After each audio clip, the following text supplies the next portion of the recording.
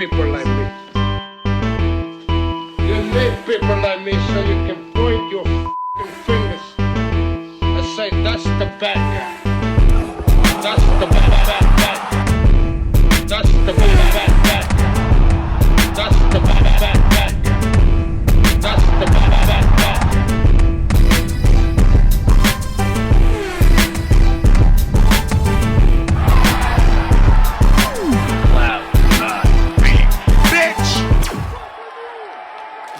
To the mother relay, we're covering today's top boxing news.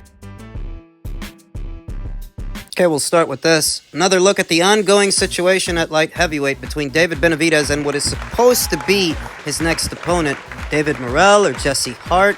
Michael Benson said he was told by David Benavidez himself that reports of him potentially fighting David Morrell next are not true. He will be facing Jesse Hart in December. Lending further credence to that notion, boxing insider Rick Glacier said the same.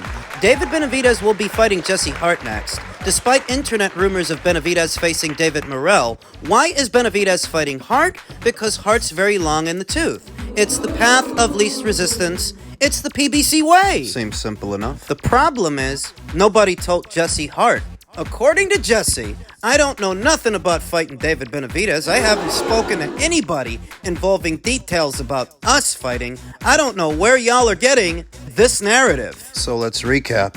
David says he's not fighting David Morrell, but Jesse says David's not fighting him. To make things even more convoluted, veteran boxing scribe Jake Donovan said, just to add another storyline to this David Benavidez situation, told that everything about his next fight is a fluid situation. Whether he fights in December on Tank's undercard depends on where that show lands. Depending on location, he could wind up fighting in January instead. This is ridiculous. This is the exact same thing that happened last year. The exact same thing. When Samson Lukowicz said that they had a signed contract to fight David Morrell, then David Benavidez himself came out and said, no, that was false. He just did that. He just did that again. Just did it again. There was a rumor he's fighting David Morrell next. David Benavidez gets in contact with Michael Benson. He tells Michael, no, he's not fighting David. So let me stop you right here. Let me stop this right now. David Benavidez versus David Morrell is a good fight. It's a solid fight. It's all right. But it's not so big a fight that it needs to create this stir, this uproar. I mean, really. It's not that big a deal. Everybody calm down, because there are bigger fights than this one, more meaningful and significant fights than this one that are already on the schedule, that are already made, one of which is at this same weight. The undisputed title fight between Dimitri Bivol and Artur Beterbiev. That's done.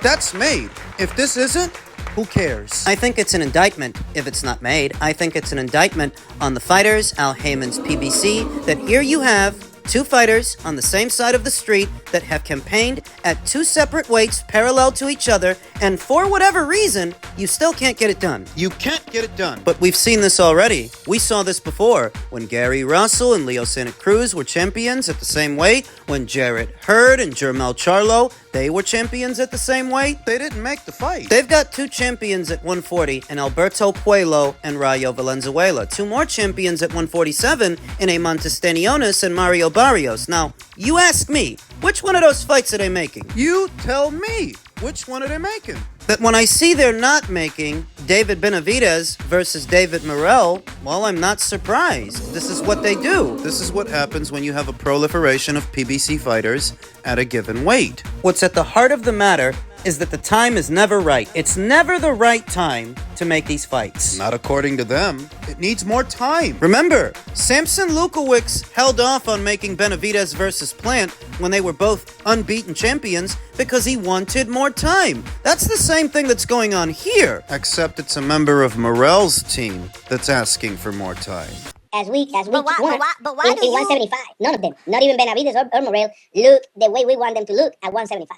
But why do you sound just like, I don't know, I'm listening, and it sounds like you, Caesar says that, prefer a tune-up. You prefer them to fight separately in December. I wanted to find out, but... Do you think it's right for business? Do it now? I mean, the fight's been building for 2 years. How much longer we need? They fought in 2 divisions already. I'm not saying it's ready, Caesar. I'm just giving you the counter argument. You asking, do I think it's ready? We've been talking about it for a while. The fans been wanting it for a while. They both grew out of the division they were in, and they're both now in their second division. So, yeah, I mean, some might say it's past due because they didn't do it in the division they were in when it meant something.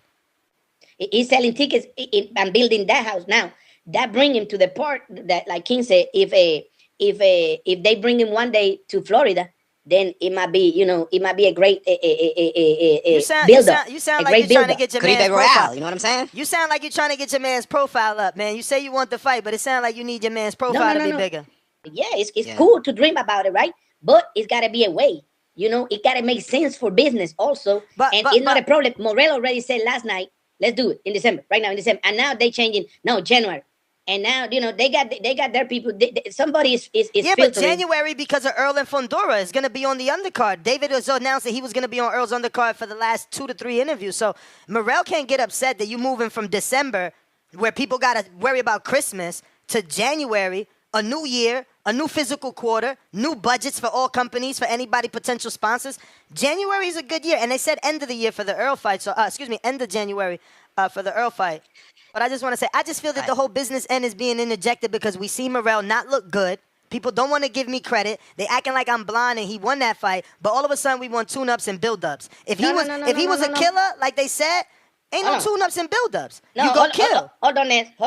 You want to, Morrell beat, what's his name, Talaxi. He beat him. That's no doubt. He beat him. Not to me. Now, That's David Morrell's manager that just made an appearance on the Boxing Voice, and it sounds a lot like he'd like to let the fight wait. He would like to let the fight marinate, and that's the problem with these guys. That's the problem with these people. It's never the right time. The fight can always be bigger if we wait. And before you know it, the moment is gone. The moment has passed. Why do they do it? Because they are applying the Maypac formula to virtually any and every solid fight they can make. That's why. That 5-year formula, that 5-year wait. How many fights have we seen go stale from them using that formula? And how many fights never happened from them using that formula? You can't apply that formula to every single fight with every single fighter because every single fighter is not Floyd Mayweather. Every single fighter is not Manny Pacquiao. Some of these guys are Brandon Rios. Some of these guys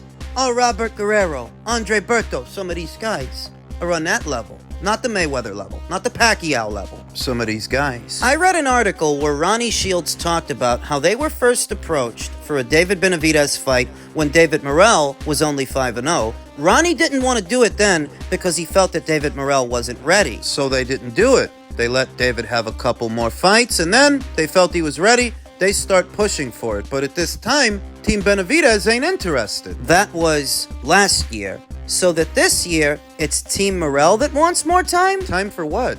David Benavidez told Michael Benson all these reports are false. He's not fighting David Morrell. It's all just rumors and gossips about what is an undercard fight.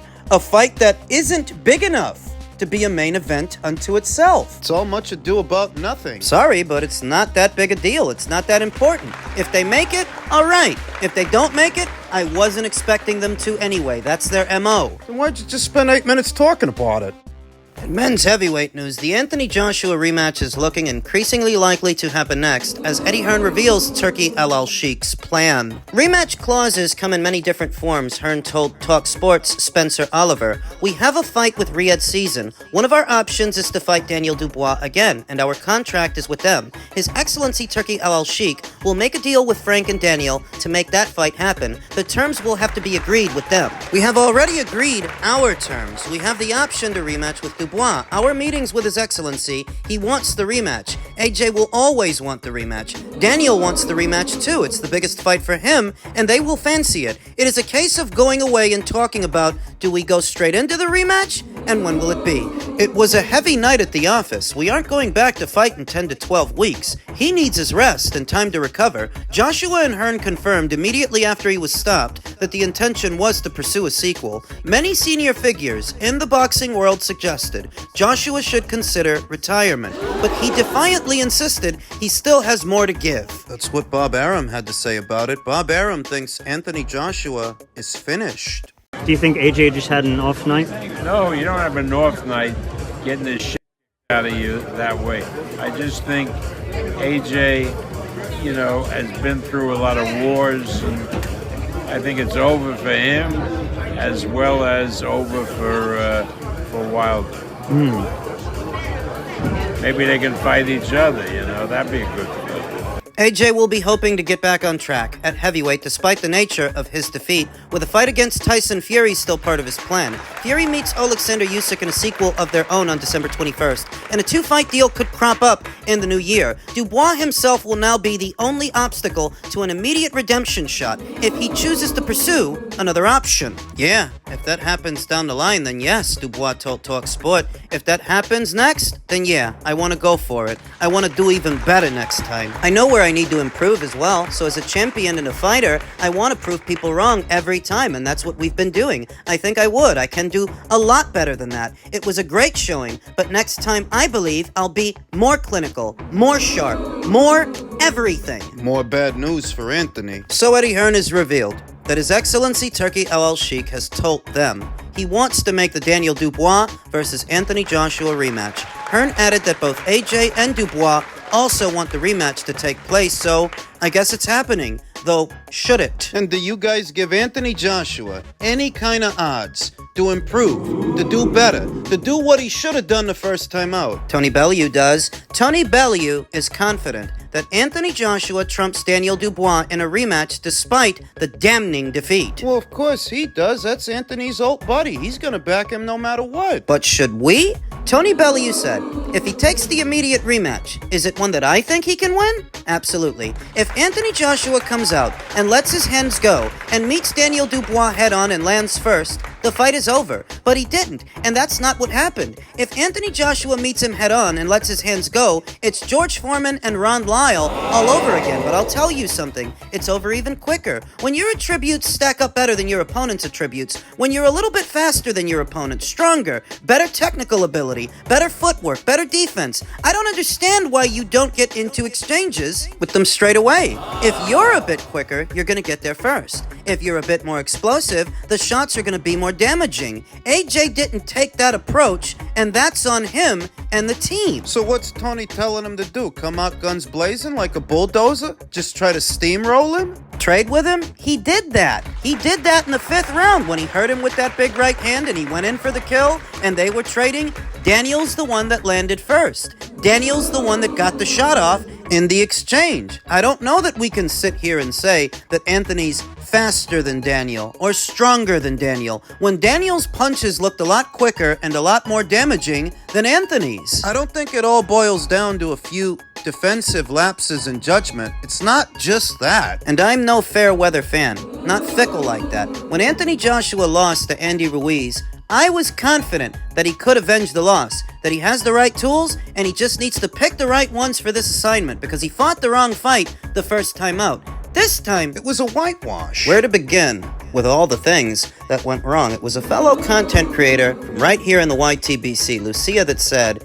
AJ's not fighting to win so much as he's fighting not to lose. And that's not the same thing. He's a bit indecisive, but he doesn't want to lose, whereas Daniel had a clear picture of what he wanted to do, what he wanted to get out of this fight. He didn't shrink because of the size of the stage, or the size of the crowd, irrespective of all those things, and coming out first, even though he's the defending champion. None of it took away from his vision. It didn't bother him, didn't affect his performance, whereas AJ, in the midst of this fight, in the thick of it, he's making faces into the crowd. And you know what that told me? That told me that even in the middle of this fight that he's having, the middle of this fight that he's losing, he's still concerned with what people think of him. He's still concerned with how he's being viewed. That's why he's trying to play it off with the bravado. He's distracted. How could you be thinking about them? How could you be thinking about public perception in the middle of a fight that you're currently having, a fight that you're losing? It's like Lucia said. He's not fighting to win more than he's fighting not to lose. I don't trust him anymore. It's to the point that he can have this rematch with Daniel, pull off a miracle, find a way to win it, knock him out the way he was supposed to in the first fight, and I would still struggle to trust him in these situations. This was a fight that he was supposed to win. And the more time that passes, the less I feel the need to overanalyze it. Like it's this great. mystery, of this puzzle that needs to be solved, when it could just be as simple as I was wrong. He's not as good as I thought. Or maybe Daniel's better than I thought. None of it matters. It doesn't change the outcome. The damage he sustained, what he endured, and how that affects him from one fight going into the next. He says that he has more to give, but every fight you have, even the ones you win, take a little bit more out of you, let alone the ones you lose, the way he lost this one. Yikes. So I don't get the sense that the rematch will take place before this year is out. I mean, I know the Saudis like to do things in a jiffy, but given what he took, I don't think we see him till next year. What he endured. It'll be a big fight. It'll definitely be a big fight. You can sell it. And of course, Daniel's going to want to do it again. You see what he did to him in the first fight? He tells himself, I'm going to do it better in the second one. He'll be the favorite going in this time. The betting favorite. Anthony Joshua has endeared himself to enough people that going into a rematch, there are still going to be people that are holding out hope that he can turn it all around, that he can somehow salvage things. This is the one time I have to stand apart from them. I don't got that kind of faith in this kid. And in boxing, there are not a lot of fairy tale endings. I'm no fair weather fan. I'm not fickle. I've been supportive of this guy for most of his pro career. But this time, it's just not looking good, and I have to be honest. At heart, I'm an old cynic anyway. So if he wins, I'll be happy for him. But I don't know that he can. Not this time. I don't know that he can turn it all around. And if by some chance he does, I would still struggle to trust him because he had everything working for him in this situation. He's the more well-schooled amateur, the decorated amateur, more experienced as a pro. He's got all the tools. Does he not know which ones to use? It's a little bit late in the game to be indecisive. It's not saying that the guy wasn't ever any good or that he never beat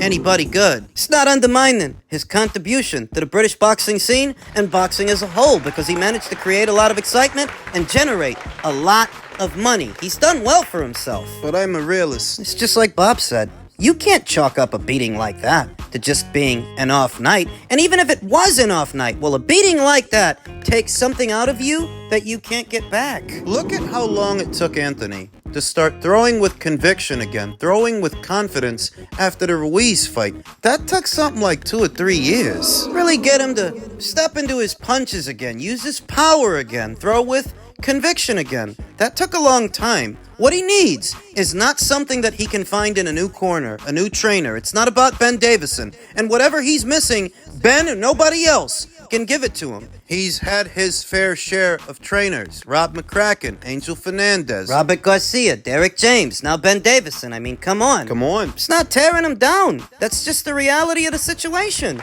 These are the facts. If he wants to prove me wrong and everybody else, prove me wrong. But I don't like his chances in a rematch. You can lick your wounds, patch yourself up, review footage, see what you did wrong, point out all the mistakes. Come up with a new strategy. Have a fantastic camp, like you guys were saying. This was a fantastic camp. It all counts for nothing if you can't perform under the hot lights.